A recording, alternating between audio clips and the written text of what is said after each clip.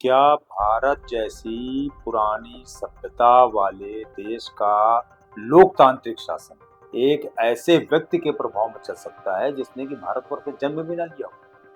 वर्ष 2004 लोकसभा चुनाव में एनडीए कुछ वोटों से, कुछ सीटों से पीछे रही और उसके बाद सत्ता में आई कांग्रेस।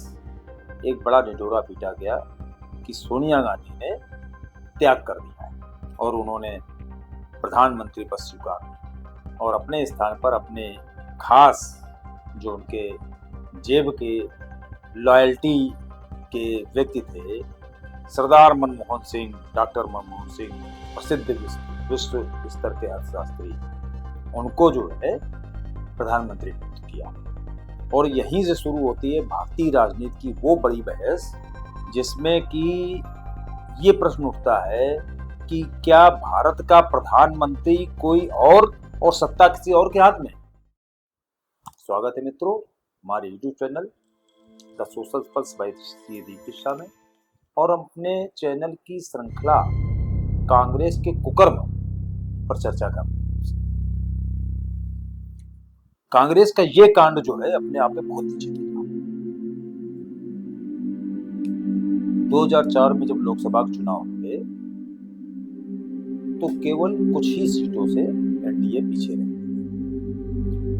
तो कांग्रेस ने और बाकी सारे भी बच्चे जितने दल थे सबने मिलके सरकार बनाई और उसका नाम रखा उन्होंने यूपीए, संयुक्त प्रगतिशील गठबंधन।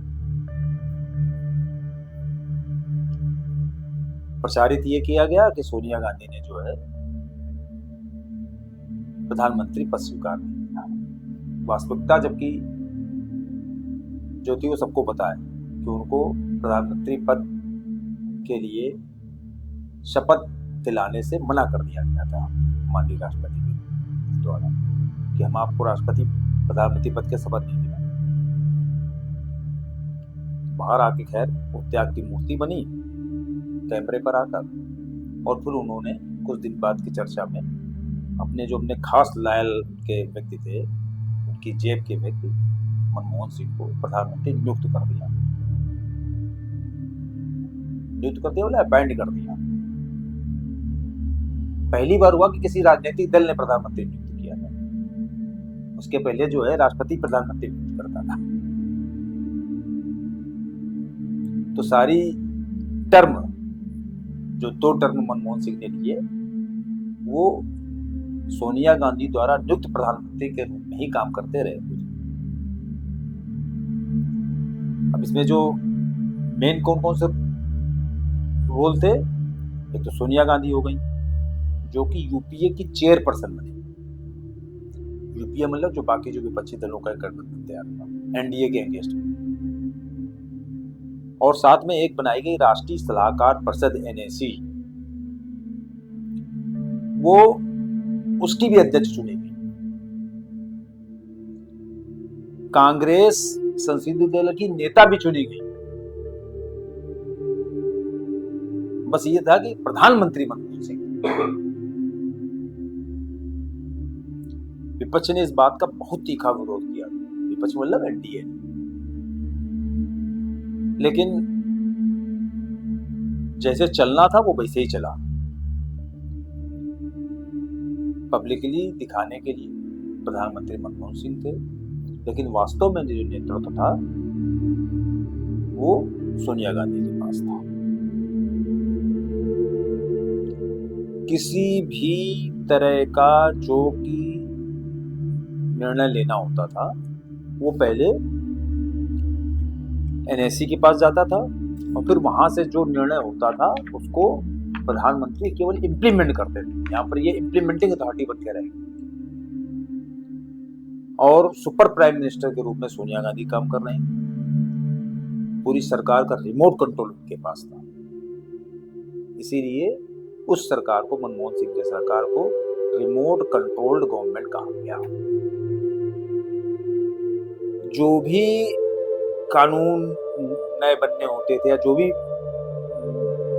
उसमें संसद में पारित होने होते थे विधेयक, वो सारे के सारे एनएसी द्वारा जब अप्रूव हो जाते थे तब वो आते थे मंत्रिमंडल में अप्रूवल के लिए। मंत्रिमंडल में खानापुरी की जाती थी और फिर उसको संसद में या विधेयक द्वारा पारित कर दिया। पूरे इस घटनाक्रम से हो क्या रहा था कि एक जो भारत की व्यवस्था थी, लोकतांत्रिक व्यवस्था, उस पूरी व्यवस्था का मजाक उड़ाया।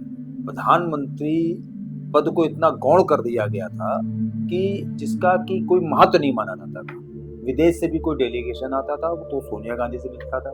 प्रधानमंत्री वहां पर केवल फॉर्मेलिटी के लिए केवल रहते थे, खड़े रहते थे। कोई भी प्रतिनिधिमंडल विदेश से भी आता था तो उससे पहले सोनिया गांधी मिलती थी, उसके बाद उनको प्रधानमंत्री से मिलने की परमिशन मिलती थी। आप विभिन्न आपने देखे होंगे, फोटो में भी देखे होंगे, उससे संबंधित बहुत सारे उसके वो भी देखे होंगे।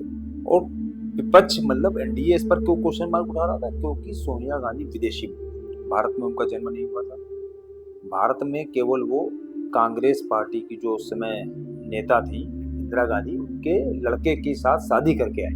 बहुत से लोग इसमें भी बहुत सारे कहानियां सुनाते हैं कि उनको यहाँ पर भेजा गया था किसी एजेंसी द्वारा, जो भी हो, लेकिन वो कम से कम यहाँ पर यहाँ की नागरिक नहीं थी। नागरिकता उन्होंने बहुत बाद में ली थी। इसमें तो इस बात का एक केस भी चल रहा है कोर्ट में कि जब उनका पहली बार वोटर लिस्ट में नाम शामिल हुआ तब भी वो भारत की नागरिक थी। इस बात का केस में कोर्ट में भी केस चल रहा है। लेकिन वो विदेशी की होते हुए भी सुपर प्राइम मिनिस्टर के रूप में काम करती रही और भारत सरकार को रिमोट से चलाती रही। जो सरकार के समर्थक थे, कांग्रेस के समर्थक थे, उनका कहना था कि भाई जो भी सरकार चल रही है उसमें कहीं भी सरकार के संवैधानिक अधिकारों का कोई हनन नहीं हो रहा। तो बात सही थी, क्योंकि जो कि एनएससी से जो मुद्दे पास होकर आते थे उनको मंत्रिमंडल में पारित करवाया जाता था, लेकिन वो सिंपली केवल फॉर्मेलिटी होती। उस समय क्वेश्चन फिर से यही उठता था बार बार कि वास्तव में प्रधानमंत्री कौन है? अगर मान लो किसी को ये बताना हो कि कहाँ से कोई काम होएगा तो प्रधानमंत्री कौन है जिसके यहाँ से काम होगा?